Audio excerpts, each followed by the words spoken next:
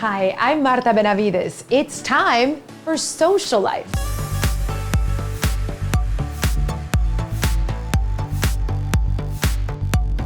Coming up, adapting to a new way of learning. We are moments away from sitting down with these two top leaders in education about meeting the challenges COVID-19 has brought us as children begin another school year from home. How to address the needs of school children living with disabilities. We are visiting with an organization known as Easterseals. And how does a sweet salmon with a side of veggies sound to you? Our friends from Mori Japanese Grill are going to reveal the secret ingredient to this delicious recipe. So don't miss a beat. More Social Life will be right back after this. At DHR Health Clinics, our commitment is to be right here, ready for you. Providing you with strength and confidence when all is uncertain. We've taken every precaution to keep you safe so that you can continue keeping your loved ones close. At DHR Health, we're going above and beyond to serve our community, from the front lines to telemedicine consultations. We won't stop going the distance. Whether you need a procedure for medical necessity or a consultation with your specialist, come see us today. DHR Health, taking care of all patients, COVID or not, for you, for life. At Rio Bank, we pride ourselves on creating strong partnerships with customers. We build these relationships with confidence and courage as we venture into new frontiers and growth opportunities in the Rio Grande Valley. Rio Bank is leading the way in building the future of the valley, and your business can be part of that growth. Let's partner together and become stronger than ever before. Rio Bank, your kind of bank, your kind of banker. Hi, Vaqueros. Are you ready to get back to school? Well, I know some of you never left. You've been taking summer classes, and others of you unfortunately had to work or maybe just took a break. Well, regardless of which, we want you to know that this fall, you don't have to sacrifice your safety in order to continue learning at UTRGV. Over the last several months, we've been busy planning how we're going to bring you back to school and offer you the courses that you need. And you're going to have the option to take either online courses or hybrid courses where you have some in-class instruction and some online instruction, or there will be some traditional classes and labs, but even those are going to look different. You're going to see spaced out seating in order to comply with CDC guidelines. You'll see that everyone has to wear face masks, and you'll see a lot of hand sanitizer machines throughout the buildings. We're doing all of this to keep you safe and healthy while you learn. And because your learning has changed so much, you probably had to incur expenses that you weren't expecting, such as having to upgrade your computer or getting a hotspot, or if you're like me working from home, increased electric bills. So who couldn't use a little extra cash? Well, starting as early as this week, eligible students will be receiving a $500 cash grant. This is CARES money, and it's a grant, so you don't have to pay it back. And a few weeks after school starts, you'll receive another $500 grant, again, money that you do not have to pay back. We want to help you because we know that you're incurring expenses during this pandemic and that it's hit families very hard. And some students who are not eligible for CARES might still be eligible to receive $500 off of their tuition, courtesy of UTRGV. So we want you to stay healthy, we want you to continue your learning, and we want you to have a great semester. So until we see each other again, take care and be up. Thank you so much, Ms. Veronica Gonzalez, for being such a great source of inspiration to us all. We have learned so much in these last handful of months, and as we prepare our children to head back into yet another school year, we're still left with so many. So we thought it might be a great idea to invite two top leaders in education to help answer our questions and help take some of that pressure off parents who are watching right now. I would like to welcome our friends and, of course, Dr. J. Gonzalez. He is the Superintendent of Schools here at McAllen ISD, and Ms. JoAnn Gama. She is the President, CEO, and co-founder of IDEA Public Schools. So lovely to have you both. Welcome. I want to begin by asking if we are prepared to meet the challenges that this pandemic has brought us. Are we ready? I'd like to start with you, Ms. Gama. I think we are as ready as we are ever going to be in terms of starting the school year, on time for our kids. And a lot of districts are taking all of the necessary precautions that they need to be able to take. Obviously, that includes lots of communication with parents around what it is going to look like when we do receive students, temperature checks, masks, social distancing at school. Until then, everyone is obviously gearing up to be ready for distance learning, for remote learning, and we're doing that by making sure that students have access to technology so that they can connect, whether synchronously or asynchronously, to instruction, that they've got technology, that they've got MiFis. We are doing textbook distribution so that students have access to their books and their learning materials as they're accessing, the curriculum online. So I think lots of districts, obviously across the state and the nation, are doing everything that they possibly can to get students and parents. This is truly a partnership this year, right? Getting students and parents as ready as they can. It sure is. Dr. Gonzalez? Yes, we feel very prepared. We learned a lot in the spring, and it gave us an opportunity to make some adjustments coming into the fall. Our staff has been working tirelessly, getting ready for the start of the school year in virtual fashion. At this point, we'll start out on the 24th, and we'll go 4 weeks virtual, and then go back to our board. And at that point, with the facts before them, they'd make a decision on whether to go another 4 weeks, so potentially 8 weeks out. Do want to commend our staff. I know that it's been a lot of hard work in this new frontier that we're in right now, but being a one-to-one district, all of our elementary students having iPads and all of our secondary students having Chromebooks has been beneficial to us. We've been a one-to-one for the last 9 years. Right now, connectivity is the challenge, and we're working hard to get our kids hotspots and connected to make sure that everybody has the tools necessary to embark on this journey. But we feel very, very fortunate that we've had some runway and some learning along the way. So we're excited about the 24th, and we feel like we're ready to rock and roll. Speaking of connecting, Dr. Gonzalez, you both mentioned this synchronized learning, which is new for all of us. I'm a mother of an 8 and an 11-year-old child, son and a daughter, and I'll tell you, I'm learning along with everyone else. But studies have shown that classroom engagement is very effective. How do we plan to keep our children engaged through virtual learning? How do we accomplish that, Dr. Gonzalez? A big part of it is we're a high-performing district, and in our traditional setting, we've been able to perform at very high levels. We're going to take what we learn in a traditional setting and apply it to a virtual world. When TEA talks about synchronous instruction, what they mean is real-time instruction with a teacher in front of the child. And we're working hard to find the sweet spot on that time. We know that for elementary students, we're looking at about 180 minutes of real-time instruction, and then the rest would be asynchronous, which is not real-time and more independent work. We feel confident that we can bring the higher order thinking, that we can engage our students through technology, that we can make our lessons authentic and really work on our experiences that we have that we can tie into, and then use technology like we've never used it before. But we feel very confident that we can do that. But it's just a matter of finding the right amount of time, and our teachers are working hard to really bring learning to life in this new virtual setting. But it is definitely a team effort. The families are going to have to be extremely engaged in this process. And then before you know it, we'll all be back to normal, I hope, and we'll be back in classrooms. We all hope for that, Dr. Gonzalez. What are your thoughts on that, Ms. Gama?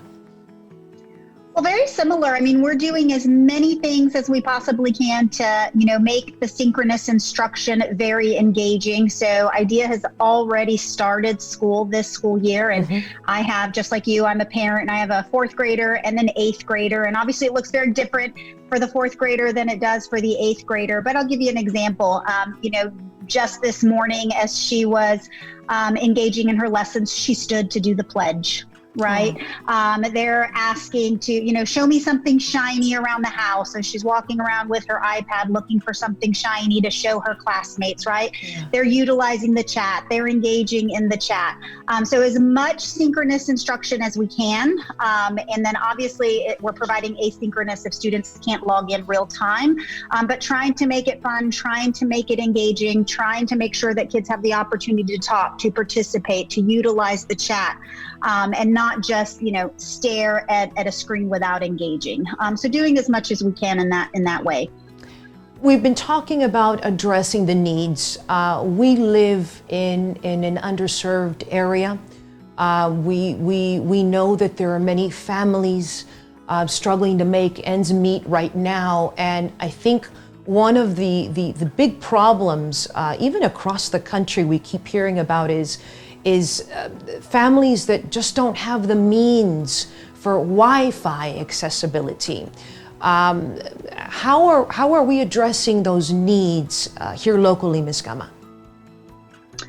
Well, for us, like all districts, we're providing that internet access for families who might not have it in a variety of different ways, right? In some instances, it is giving them a MiFi device so that they can take home and they can use it to connect.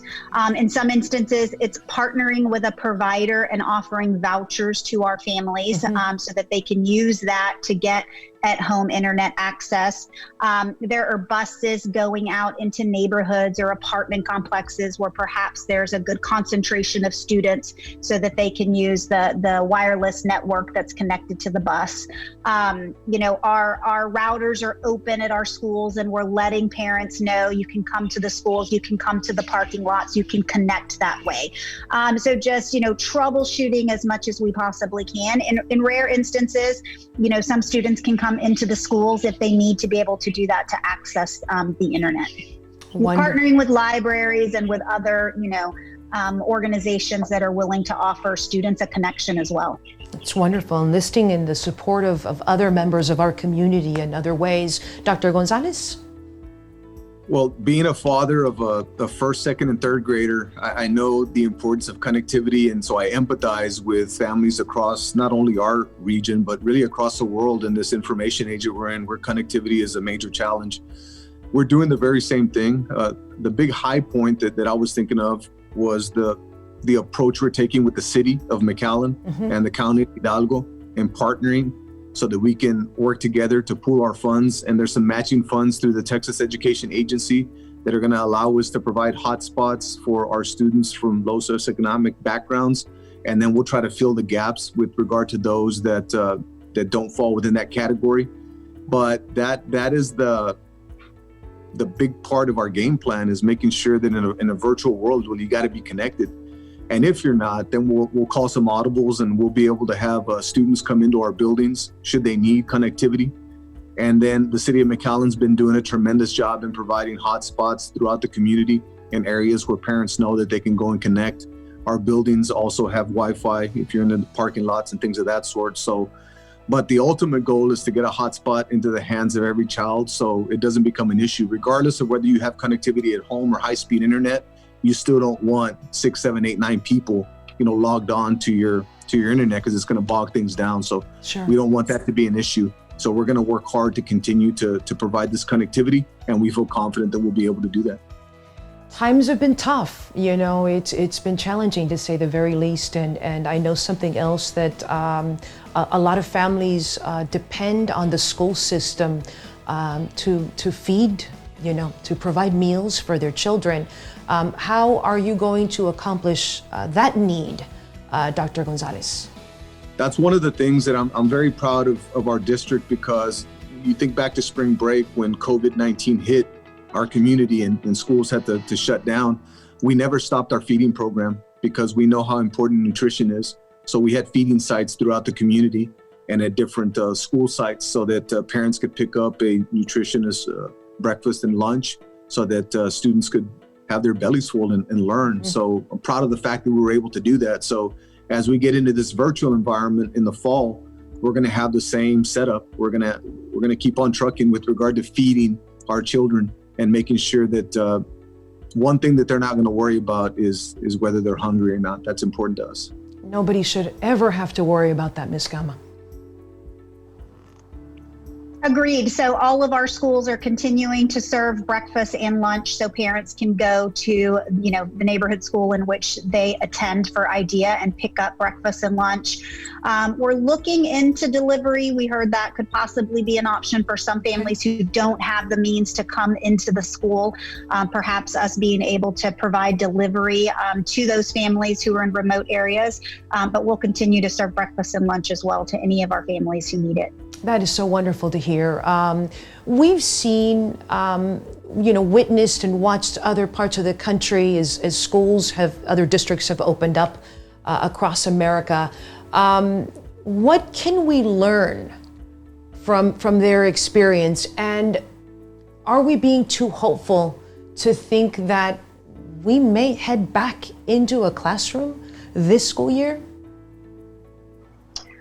Well, I remain hopeful that we'll head back into the classroom this school year because obviously I believe that that's, the best educational setting for a student. And so I want to remain hopeful. I want my kids and all of our students to remain hopeful. I think some of the things that, we're learning is that social distancing is hard for kids to understand, right? Particularly in the younger grades is where I thought it was going to be most concerning. But you guys are probably seeing the same thing that we're seeing, kids in the lunchroom, kids before school and after school, taking the pictures and posting the pictures and just not being as cognizant of social distancing as they need to be.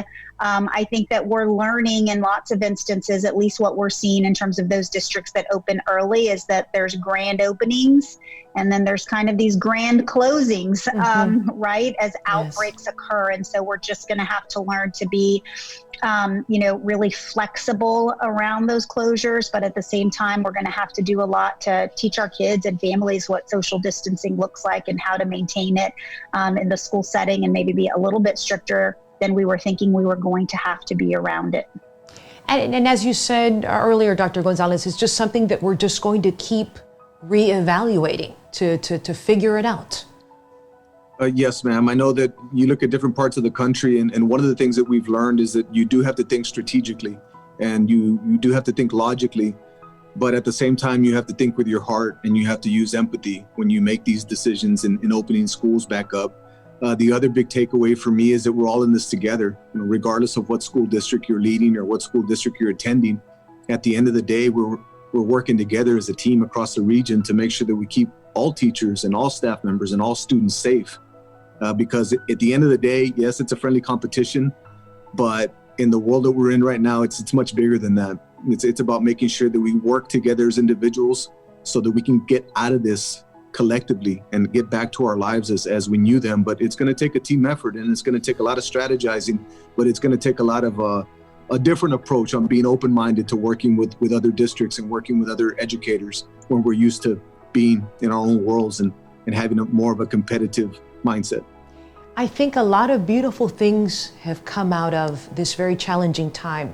And I want to just, say how wonderful it is to have you both coming together to answer our questions, to take some of that pressure off and offer some guidance to our mothers and fathers across the valley. I also think, it would be great if y'all could offer some advice on moms and dads that are still trying to find their way through this situation and want to do it perfectly and are stressed out about it. What kind of advice can you offer our parents?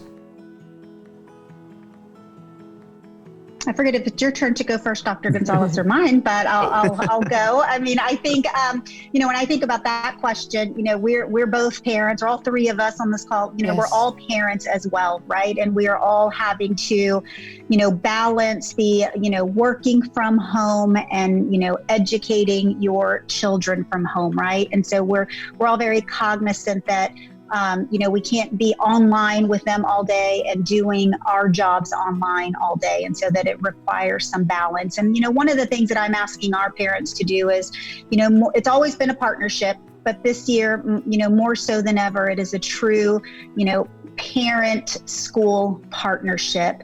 And please do a lot of the things that you were doing before, but, double down. And so I'm asking parents, at the end of the school day, whether your kids have been participating all day online synchronously, or they're doing it in the evening asynchronously, with you watching over them, ask, how was your school day today? But be really specific. Who were your teachers? What was a lesson about? What was really hard about today? What was really fun about today? Rather than just the how was school? If you're like me and you have a middle schooler, you'll get the fine. But you got to keep them engaged. What books are they introducing you to? What did you do for lunch? My middle schooler, does lunch, on his own. He gets up and prepares it. So you got to keep them engaged. You got to show interest. Talk to them about the work that it is they're doing, just more so than ever right now, because I think it's a really lonely place, I think, for, our kids. They wanted to go back. They wanted to see their friends. They haven't seen them in, 6+ months. And so just doing what we can to make it as real and as enjoyable and as exciting as we can for them. Keep them engaged and try to stay positive. Exactly. Dr. Gonzalez? Yeah, the message I have for our students and families and really the world is, as we go deeper into this COVID-19 dilemma that we're dealing with right now, is the importance of really the interpersonal relationships we have with ourselves as individuals. We got to take care of ourselves. We got to love ourselves so that we can take care of others and love others. So one thing that I would highly recommend is a deep dive on self-awareness and really look at where you are as an individual. Look at the concept of self-regulation and how you manage your emotions during this crisis and how you deal with anxiety, should you be dealing with it, or depression or work dilemmas or whatever it is. Staying motivated and then just keep grinding and moving forward, using your best empathy and looking at things from other people's points of view, and then just practicing your social skills and trying to stay as connected to people as you can with regard to friends and family, because it's important that we do those things. But the main thing is just take care of yourself and love yourself so that you can take care of others and love others. Wonderful, wonderful advice from both of you. Thank you so much for coming together to be on the show. I would love to take this opportunity to toast to just all of our wonderful educators across the valley, here at home, that are doing their best to provide our children with the tools to make sure that this is another wonderful, happy, healthy, and successful school year. Salud to that. Cheers. Thank you. Salud. Cheers. Thank you so much. We hope to get updates from both of you at some point as well. And we wish both of you and your beautiful families all the best. Thank you for taking time to offer some direction. Thank you. Thank you for having us. Thank you so much. Thank you. Nice seeing you, JoAnn. Nice seeing you. You Martha. as well. Thank you. Wonderful to see both of you. Thank you. And coming up, meeting the needs of children with disabilities. We're going to visit with Easterseals when we come back.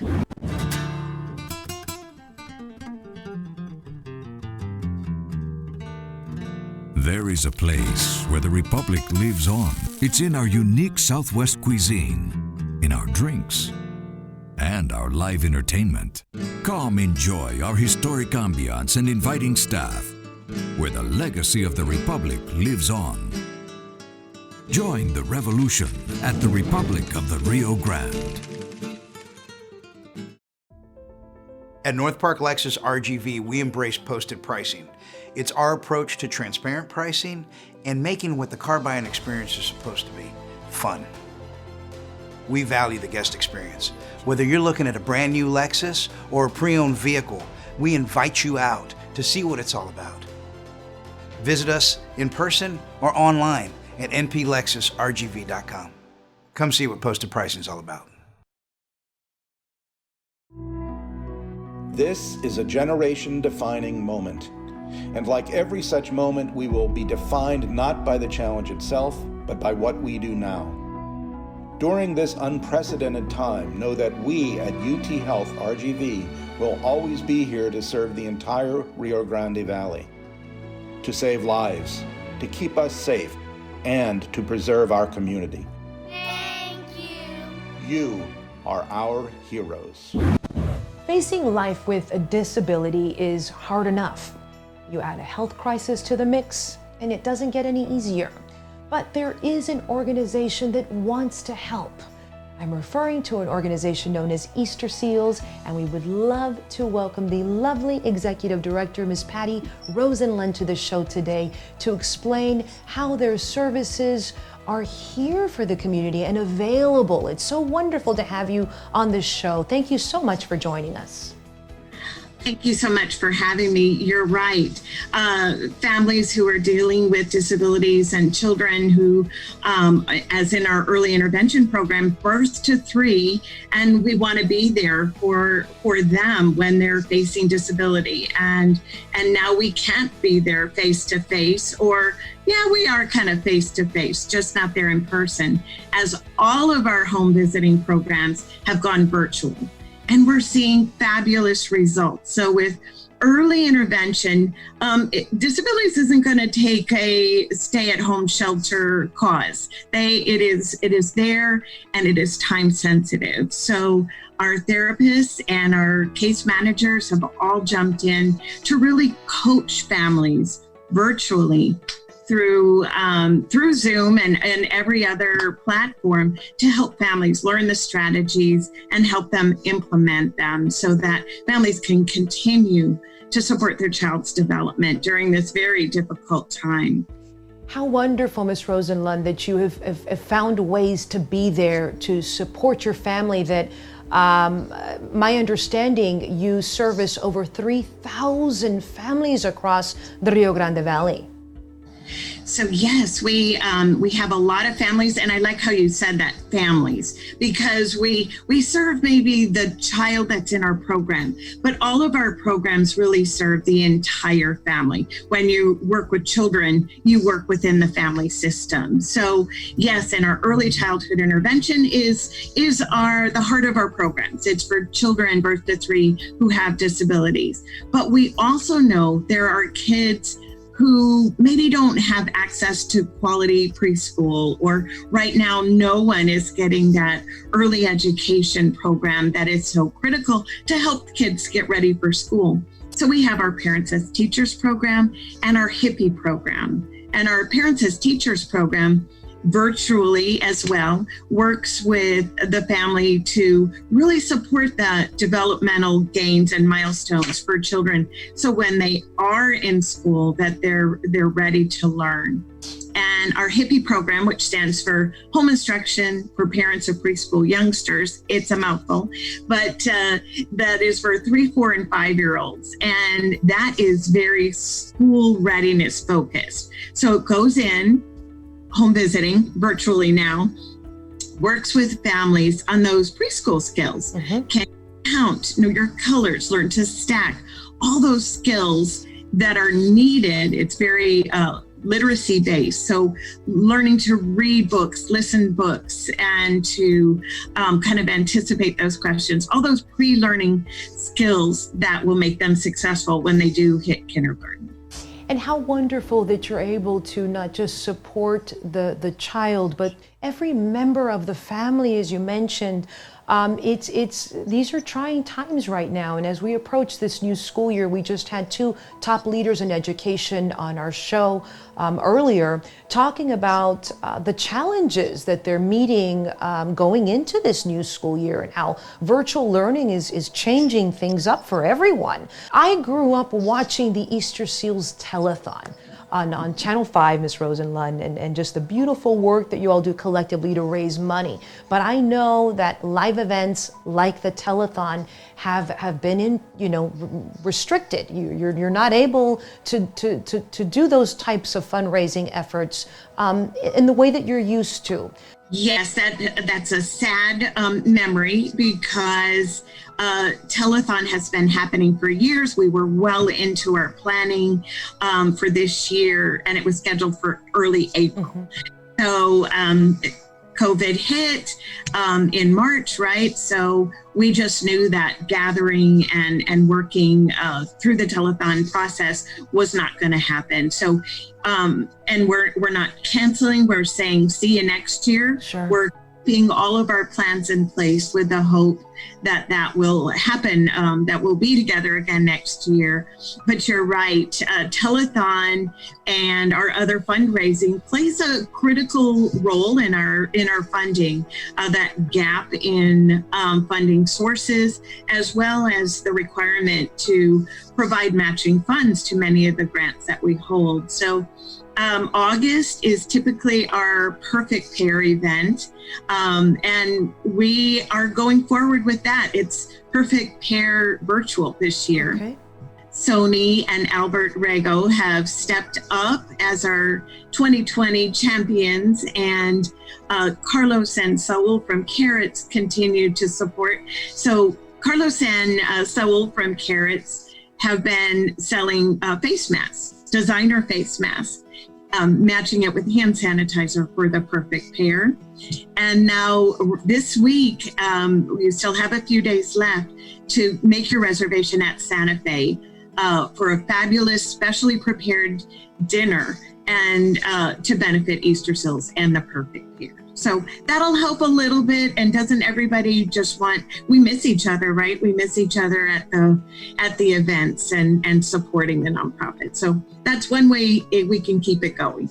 How wonderful that we have the support of our friends, Ms. Rosenlund, to help us in these times. It's so wonderful that we have business leaders in our community who are there for us. How can we all come together and help? How can the rest of us help Easterseals? Well, I think just a shout out to families and those that I've gotten so many calls from our community to ask just that. How can we help? And we just want everybody to get the word out there that services are continuing, services that are critical to young children and families in our community. We're still here to support. So call us if you need help. And like you said at the beginning, there's been a shift in support. Not only are we providing the direct services, but we're there to support families. We feel like we really learned together on the virtual platforms. We figured it out. And we've also been critically providing services and supports that are needed during this unique time. Where do you find food, COVID testing, something happened with my power, basic needs assistance as well. So we want to partner with families. And then the community, make your reservations at Santa Fe. That's one way to help. And we're going to continue to figure out how you can get involved to help Easterseals, and we'll keep you posted on upcoming events. Thank you for the beautiful work that you do. As you mentioned, there is a great need here across the valley for your services and the programs that you have set into place. How do we change the way that people define disability, the way that people view those struggling with a disability, Ms. Rosenlund? I love that question.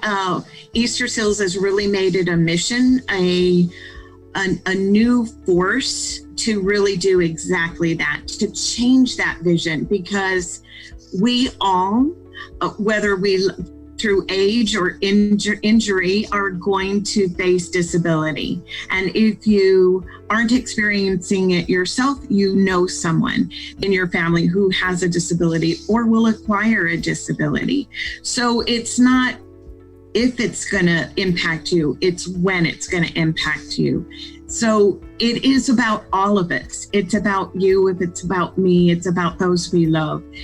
Disability is all around us, and it's part of our world. We're trying to change that vision. It's not just that person who uses a wheelchair or the baby that has crutches or an assistive device. It's everyone, and it's not about the person, it's about how we react. So I would just hope that everyone would look around and make sure any activities are open to everyone. Is this event, is this job, is everything open to everybody's access, and make sure everyone is included in those circles. Thank you for the work that you do. You have a beautiful heart, and we thank everyone with the Easterseals family. We hope that our audience will respond and want to join in either as a volunteer with a donation, or perhaps maybe seek your services. It's wonderful that you are here, for our community. Thank you again. Be well. We look forward to getting updates from you in the near future, and we thank you for your time. Thank you so much. Thank you. And coming up, a sweet and delicious recipe from our friends at Mori Japanese Grill. Don't go away. Need help after COVID-19? Get support and answers on financial assistance, utility hardship assistance, state and federal funding, workplace safety planning, and more. Free for Pharr residents and business owners only. Call 402-4311 to set up your appointment today.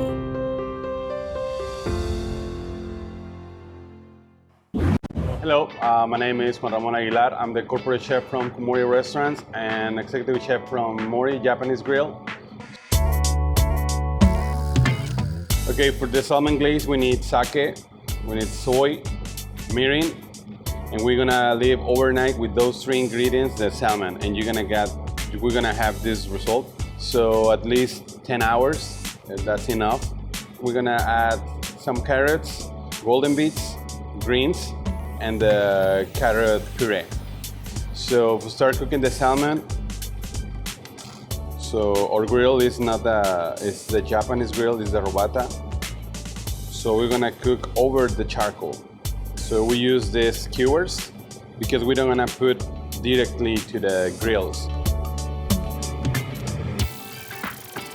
So for the vegetables, it's the carrots and the beets. We're gonna put over the grill.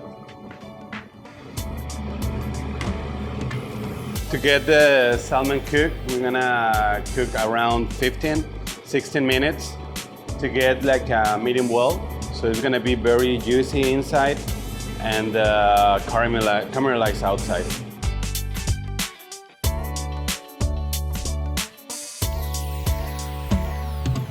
See, the salmon is already nice charred, and I leave the skin because we can keep a little bit more moist the salmon. And as you can see, the salmon, it's caramelized. All that color is coming between the mix of the mirin, the soy, and the sake.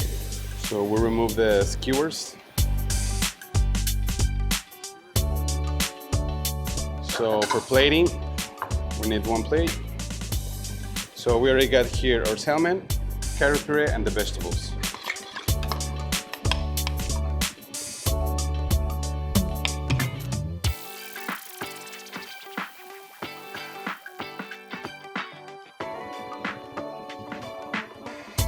So we got the charred veggies. Those veggies are pickled, so the flavor and with the sweetness of the salmon and the carrot is very, very nice combination.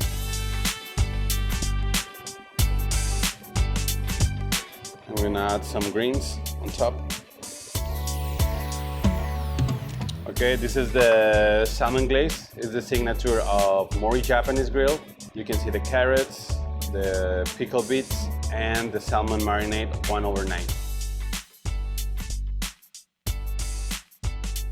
Oh, that salmon looks so amazing. We thank our friends from Mori Japanese Grill. We also want to thank our special guests, Dr. J. Gonzalez, the Superintendent of McAllen Independent School District, Ms. JoAnn Gama, CEO and President of IDEA Public Schools, Ms. Patty Rosenlund with Easterseals, Ms. Veronica Gonzalez for that wonderful message of inspiration, and Deutsch Deutsch, especially you for allowing us into your homes. We can't wait to do it all over again, and we leave you now with the art of socialifing.